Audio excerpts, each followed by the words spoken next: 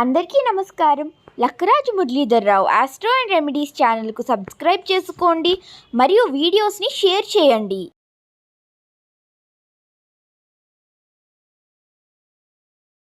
శూన్యమాసం అంటే ఏమిటో అనే విషయాన్ని ఇక్కడ వివరణ చేస్తున్నాను. సూర్యుడు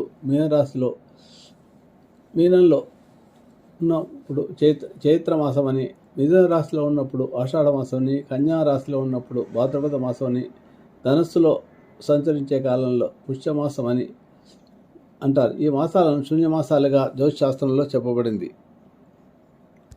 శూన్యమాసం అంటే సున్నా మాసం అని అనుకుంటారు, కానీ ఇది సున్నా మాసం కాదు. ఈ నెలలో ఎలాంటి శుభకార్యాలు కానీ చేయరని అనుకుంటారు, కానీ ఇది కలగదు. సూర్యుడు ఇలాగా దిశభావ రాశులలో సంచరించే కాలాన్ని శూన్యమాసంగా కింద పరిగణించారు జ్యోతిశాస్త్రం. ధనుపుష్యం, మీన చైత్రం, మిథునం ఆషాఢం, కన్యా భాద్రపదం అని శాస్త్రంలో చెప్పబడింది.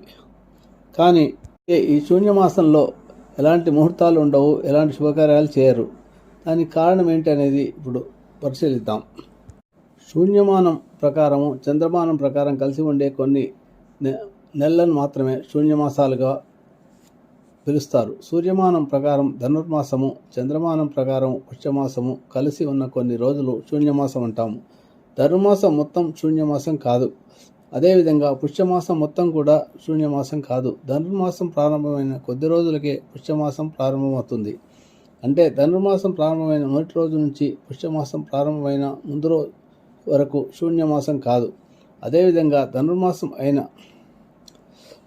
తర్వాత పుష్యమాసంలో మిగిలిన రోజులు శూన్యమాసం కాదు.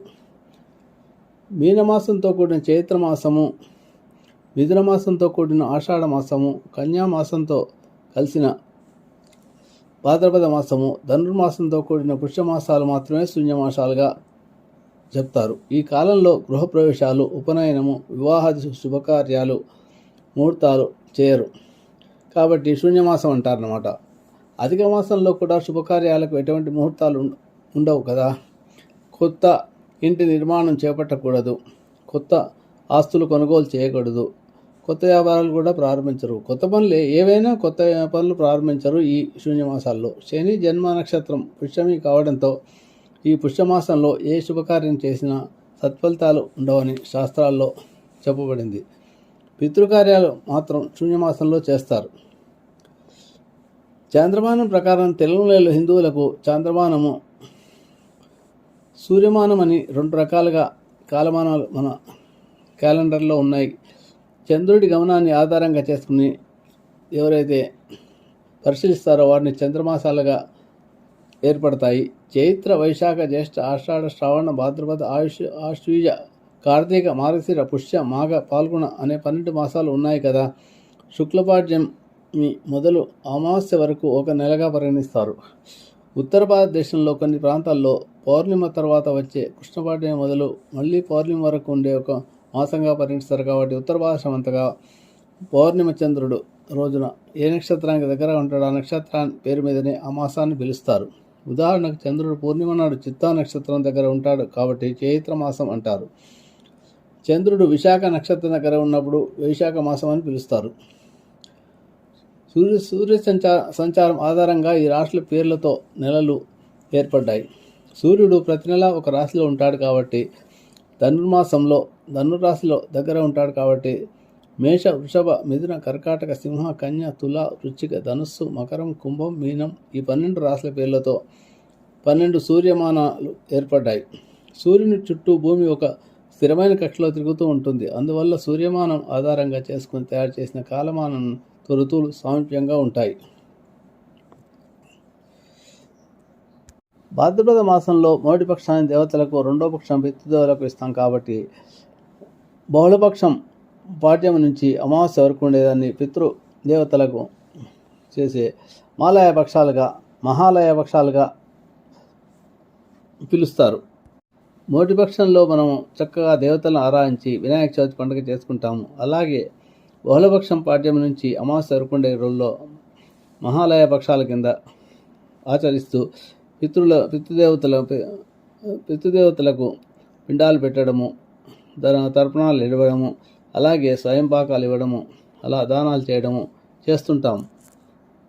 అలాగే పుష్యమాసాన్ని కూడా ధనుర్పుష్యమాసం అని అంటారు. సూర్యుడు ధనుస్సు రాశిలో ఉన్నప్పుడు మనకు 12 రాశులు ఉన్నాయి కదా, అవి మేషము, వృషభము, మిథునము, కర్కాటకము, సింహము, కన్య, తుల, వృశ్చికము, ధనుస్సు, మకరము, కుంభము, మీనము. వీటిలో చర, స్థిర, దిశవ రాశులు ఉంటాయి. చర రాశులు అంటే చలనంగా మూమెంట్ ఉండేటివి అన్నమాట, స్థిరంగా ఉండని రాశులు అన్నమాట. అలాగే స్థిర రాశులు అంటే స్థిరంగా ఉంటారు. ఆ రాశిలో జన్మించిన వారు కానీ ఆ రాశుల్లో స్థిరత్వం ఉంటుందన్నమాట. మిగతా ఇవి 4 దుస్వభావ రాశులు అంటారు. దుస్వభావం అంటే చరము కాదు, స్థిరము కాదు, వాళ్ళు డ్యూయల్ నేచర్తో ఉంటుంది ఆ రాశుల స్వభావాలు. అందువల్ల ఆ 4 రాశులు ఏంటంటే మిథునము, కన్య, ధనుస్సు, మీనము, ఈ 4 దుస్వభావ రాశులు. ఈ 4 దుస్వభావ రాశుల్లో రవి సంచారం చేసే కాలాన్ని శూన్యమాసం కింద తెలుపుతారు. ఈ మాసాలను శూన్యమాసాలు నాకెందుకంటే ఇది పరబ్రహ్మ స్వరూపానికి సంబంధించింది కాబట్టి దైవాన్ని పూజించడం తప్ప వేరే ఆలోచన ఉండకూడదు. దానికి శాస్త్రంలో చెప్పిందంటే ఓం పూర్ణమిదః పూర్ణమిదం పూర్ణాత్ పూర్ణముదచ్యతే పూర్ణస్య పూర్ణమాదాయ పూర్ణమేవావశిష్యతే అని చెప్పబడింది. ఈ శ్లోకంలో వివరించారు. అనగా ఈ శూన్యమాసాల్లో మానవులకు సంబంధించిన వివాహాది శుభకార్యాలు కానీ గృహప్రవేశాలు కానీ ఏవైనా కార్యాలు చేయకూడదనేది నిర్ణయించబడింది. దైవ సంబంధమైన కార్యక్రమాలు చేయడానికి తప్ప ఈ శూన్యమాసం మానవీయ సంబంధాలకు సంబంధించిన వివాహాది శుభకార్యాలు కానీ గృహప్రవేశాలు కానీ చేయడానికి చేస్తే దైవంపైన దృష్టి ఉండదనే ఉద్దేశం చేత ఈ నెల లోపల దైవ కార్యాలకు మాత్రమే సూచించబడింది. శుభకార్యాలకు ఈ మాసాల లోపల ఎలాంటి ముహూర్తాలు పెట్టలేదు. రవి గ్రహం ప్రతి నెల ఒక రాశి మారుతుంటాడు కాబట్టి సంవత్సరంలో 12 రాశుల్లోకి 12 రాశుల్లో సంచరిస్తుంటాడు. కాబట్టి ఈ రవి ఎప్పుడైతే మిథున కన్యల్లో ఉంటాడో, మిథునం ఆషాఢ మాసంలో వస్తుంది, మిథునంలో ఆషాఢ మాసంలో రవి మిథున రాశిలో సంచరిస్తాడు, భాద్రపద మాసంలో కన్యా రాశిలో సంచరిస్తాడు, అలాగే పుష్యమాసంలో ధనుస్సు రాశిలో సంచరిస్తాడు, అలాగే చైత్రమాసంలో మేనరాశిలో సంచరిస్తాడు. ఇవి శూన్యమాసాలుగా గుర్తించారు. కాబట్టి ఈ నెలలను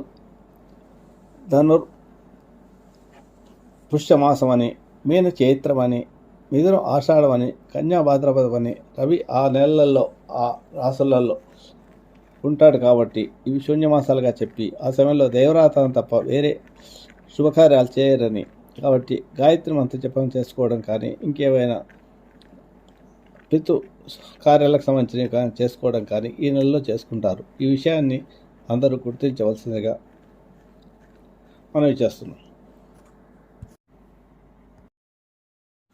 మీకు నా వీడియో కనుక నచ్చితే లైక్ చేయండి, షేర్ చేయండి. ఈ వీడియో కింద ఉన్న బెల్ ఐకాన్ను క్లిక్ చేయడం ద్వారా నా ఛానల్ను సబ్స్క్రైబ్ చేసుకోండి. దీనివల్ల మీకు నా వీడియోలు అందుబాటులో ఉంటాయి. Thank you.